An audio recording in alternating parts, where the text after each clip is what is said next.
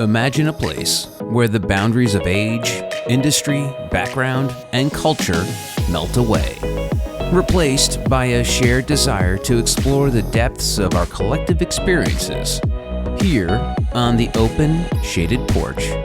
Amidst an atmosphere of serenity and tranquility, leaders from all walks of life gather to share their stories, the stories that shape their very beings and doings.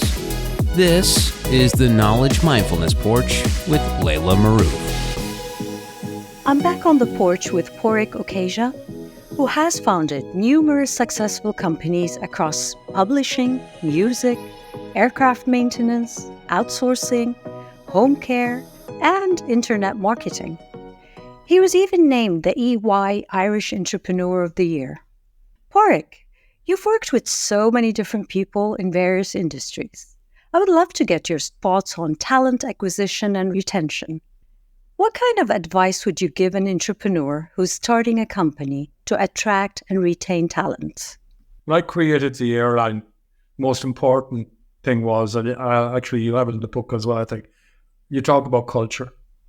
And you have it there that culture eats strategy for breakfast.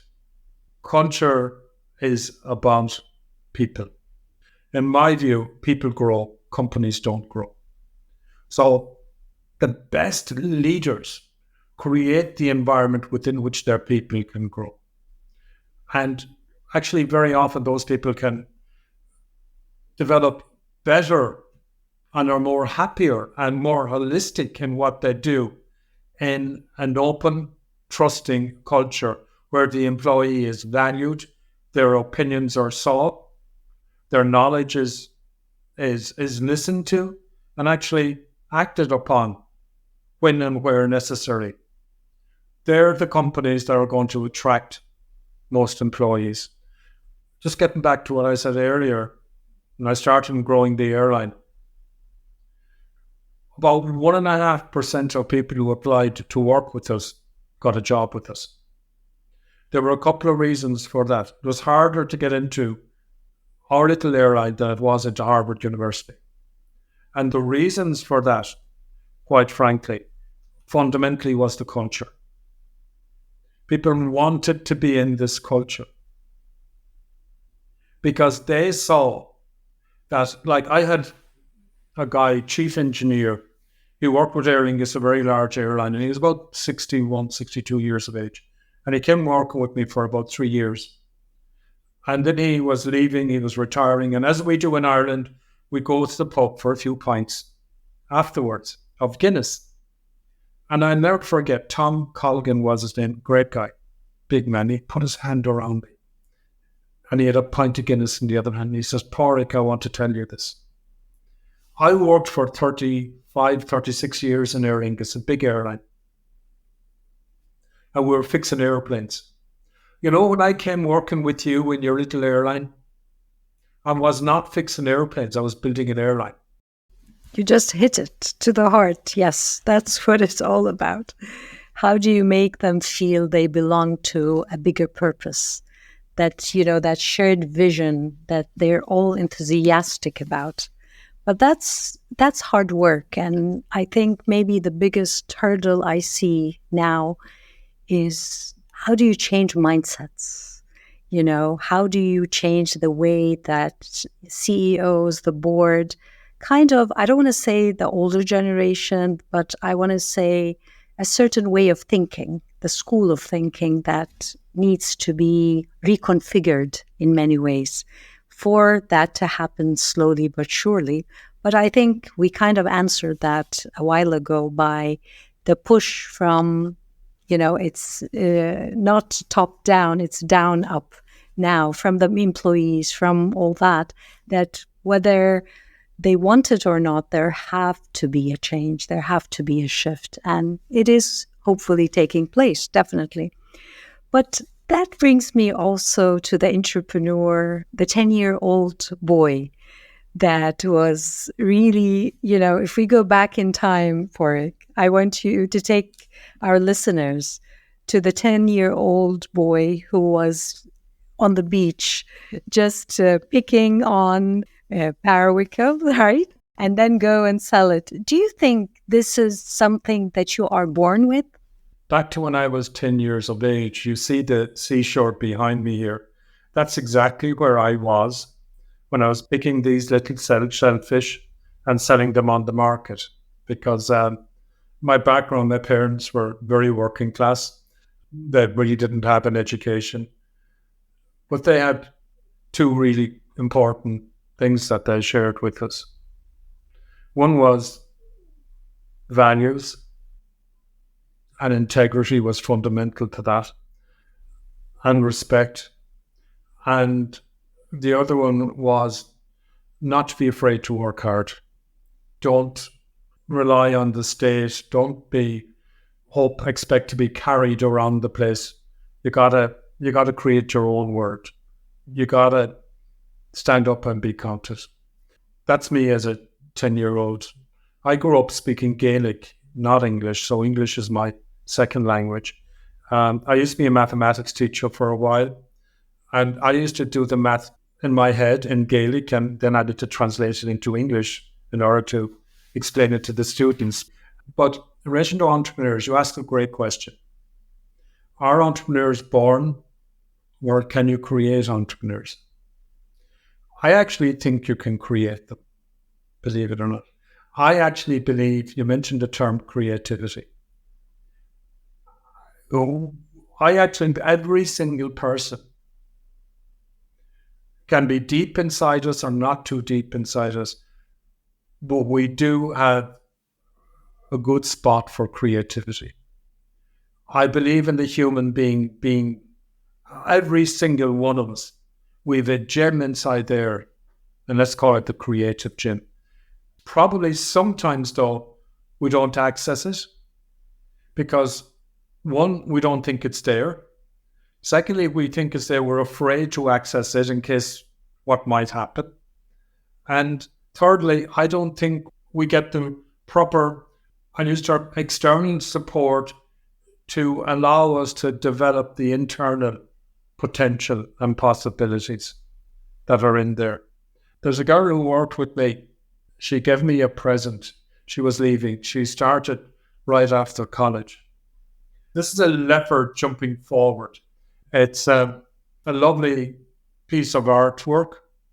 And what it says, when everything seems to be going against you, remember, the airplane takes off against the wind, not with it. Wow, that is powerful. The person who said that quote was Henry Ford. She gave me that over 20 years ago. My wife and I were at her wedding a good few years ago.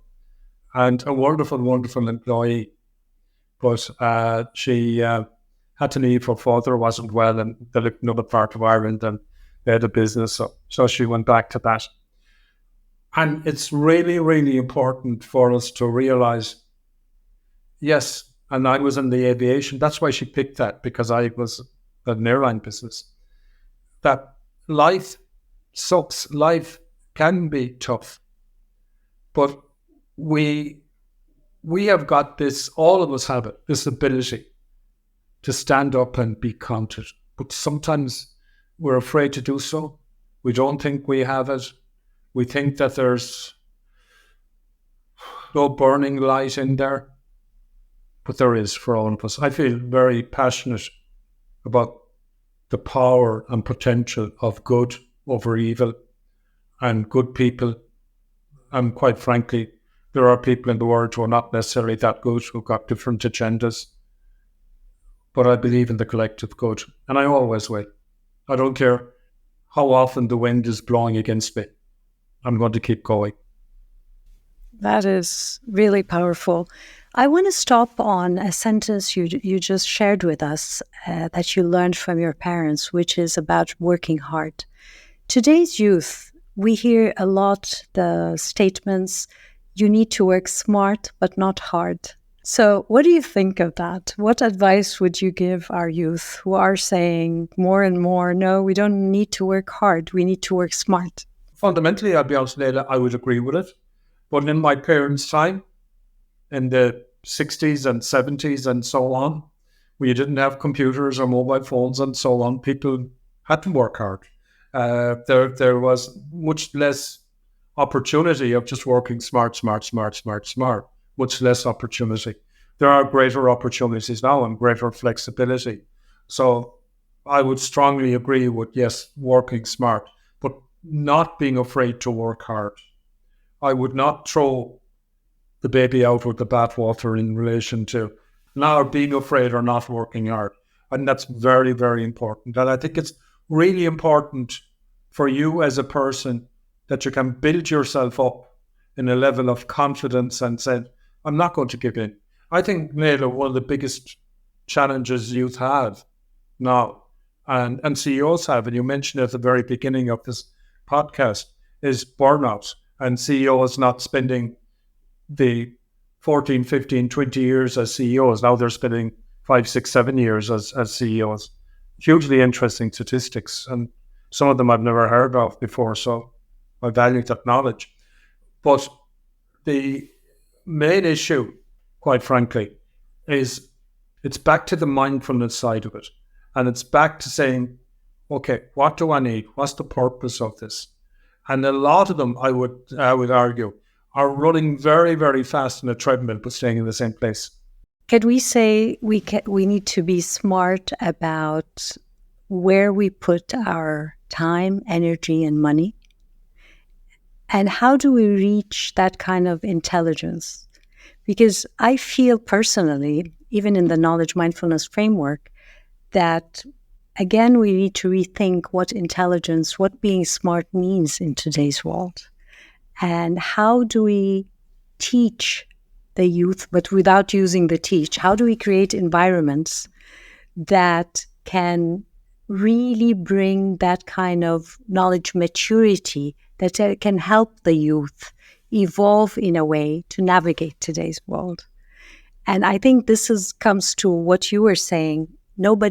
We never learned how to tap into our inner dimensions in many, forms.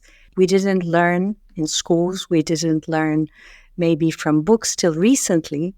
But I think that kind of knowledge and that kind of understanding and sense-making of what's going in with what's going out kind of elevates that working smart. And when do we work hard and when do we need to work smart? When do we need to work hard? It's the timing also of when to put it into place. So yes, I think I agree with you that there's a lot to be done in terms of those learnings. But again, we always come to that question of how do we help our younger generation? What are the facilitators that we can put in place, being kind of in another stage in life where we can extend our arm to them and say, we are here, we can, support you, we can guide. How can we do that? What roles do you think we can play to create those environments? That's a big question. One is how we lead, because young people need role models. We just need to make sure that they've got good, healthy, positive, robust role models.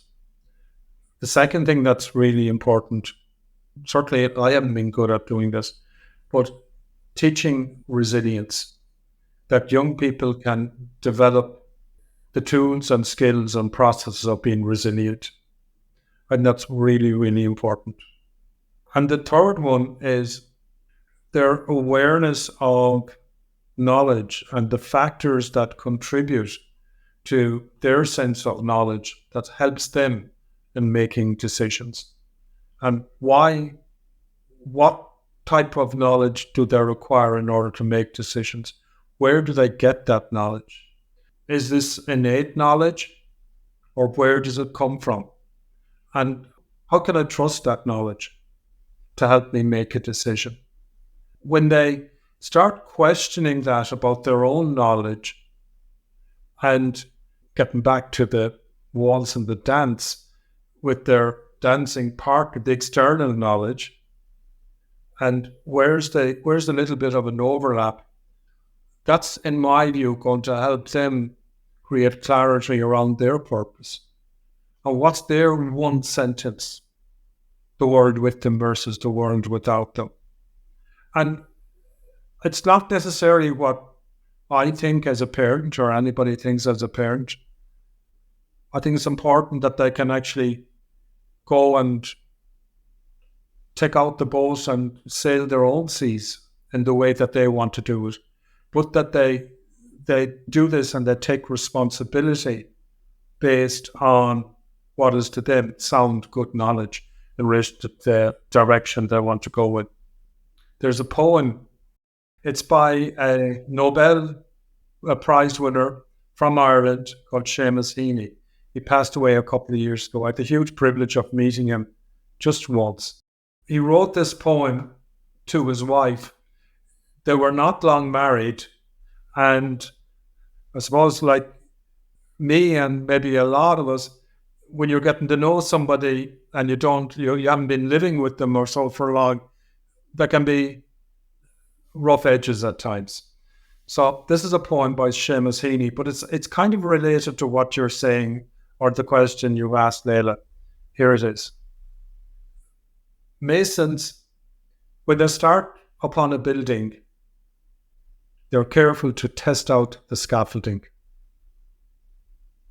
Make sure that the planks won't slip at busy points. Secure on ladders, tighten bolted joints. And yet, all this comes down when the job is done, showing off walls of sure and solid stone. So if, my dear, there sometimes seems to be old bridges breaking between you and me, never fear. We may let the scaffolds fall, confident that we've built our wall. I have to clap because this is, wow, that is an amazing, amazing poem. In simple English, the foundation that you advise couples to build before everything else is what? It's a great question. It starts off and ends up with that 4-letter word, love. I think that's the most solid foundation. I feel personally, when you have that foundation, you can fall at it at any time and it can protect you. You can bounce back from it, right? But if you don't have that, then what do you have? What is the pad that's going to protect you? Like you said, I mean, life, there is that friction that happens in life, and that's normal. And I think even sometimes it's healthy, because I think with a bit of friction, this is where we expand. We stretch our comfort zones as human beings and learn how to compromise. Learn where's the middle point. Learn to create that space of we and not me.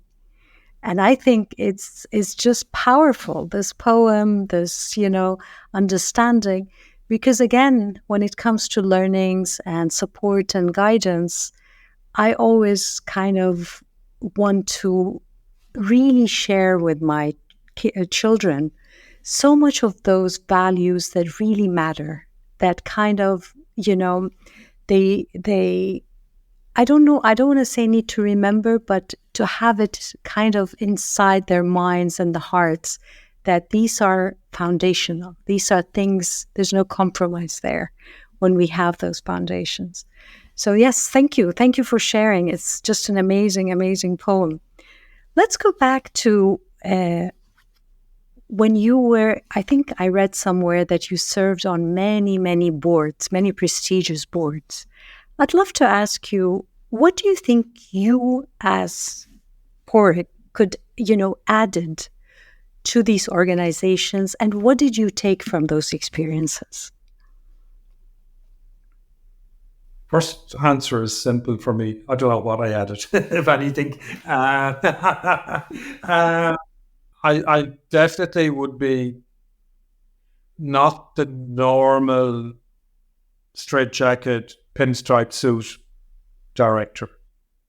I'm very much outside of the box thinking and challenging and supporting. I'm very people focused rather than project focused. I believe in the collective rather than the individual. I very strongly believe in respect and in particular gratefulness. So there would be some of the values that I would have tried to bring to boards. There were a few times, Laila, when one in particular, that I was asked to be the chairman of quite a large board. And I kind of reluctantly went in there, and I realized that the values that was and the culture was very different to my values. And I think that's a big area where we all end up in a stressful situation, where your values are different to an environment you find yourself in or somebody you find in their company. And when your values are aligned with another person or another company, you really enjoy their company and it flowers you as a person, and you can, wow, the world is a great place. And what I've done in that situation, and it's quite public, I resigned from the board because I realized and felt I'm not able to change this. The word with me versus the word without me in this situation wasn't going to make any difference. And probably the most important thing we have in life, like how financially wealthy we are otherwise, is time. And the most important thing about time is the people you spend that time with. Yes, so, very, very true. Very true. So I decided, Laila, to step away from that board because the time I would put into it would not give me enjoyment, satisfaction, or achieve the goals in a broader sense that I believe they needed to achieve. So I walked away from it. So, and I'm not afraid of doing that. I will do that. And then what actually happens, by coincidence, you can call it, or by chance, if there's such a thing, by coincidence or chance, you actually end up in the environment or in the company of people who invigorate you, who you really enjoy, who lifts you up by just a text message or seeing them or talking to them, and all of a sudden, wow, it sparks off. It lifts you up as something there. You know what it is, but there's something very, very powerful in that interaction. And the fact that I'm pretty clear, because I've gone through the process of, let's call it, no, it's not gone through, that's wrong, because you never go through the process. But I'm going through the process and have been going through the process of what knowledge is in there? Who am I as a person? How do I interpret the world? What plates are spinning around in my head? Why do I act the way I act at different times? Why do I respond like I respond? And that helps to create clarity. And the most important word about clarity, I think, is simplicity. Keep it as simple as you possibly can. Keep your life as simple as you can. Don't complicate it. And as you know, life is a journey. There are different times where we fall into potholes. Things happen that you don't think about, like August the 2nd, 1990. Things happen. And you say, or being stuck in Boston during COVID. Now what am I going to do? Where am I going to go from here? And you start digging into yourself and, yeah, there's an opportunity here. I can go and do this. I can go and do that. Rather than one feeling sorry for myself, oh, it's terrible. But you know what also happens? You end up attracting people to you that are like-minded people, that help strengthen that fire in the belly that sometimes we think it's gone. So I don't know if that's your question. I think you answered it very well, because it really shows how much those organizations have lost a knowledge mindful leader like you, who questions, who thinks out of the box, who is human centered, who really has strong values that can add to their thinking and their way of seeing the world and making decisions and all that. And I feel the world needs more like you, more and more as we're heading forward. And I think this is where my heart kind of falls into this strategy, or this way of how do we really build competencies that would lead more and more entrepreneurs and youth into this pathway of questioning, of a higher knowledge maturity, where they do tap through themselves, through reflections, through asking tough questions, and not only thinking that knowledge is only, or information comes from here. It comes from also our heart. It comes from our souls, and how, this interconnections all serves us if we know how to manage it right together. And if we understand that, I think we can tango into this life in a much better way. I can't thank you enough, but I want you to leave our younger entrepreneurs with words of wisdom. So I keep the floor to you. What words of wisdom would you leave them with? Start an internal conversation about who you are, your values, your beliefs.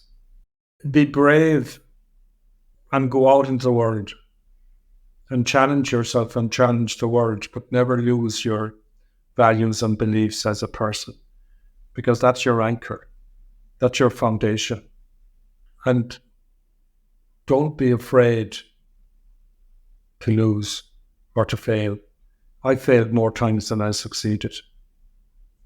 But also, when one fails, don't feel sorry for yourself. Get back up on the horse and go again, and give life the best shot you can, because you deserve it and the world deserves it.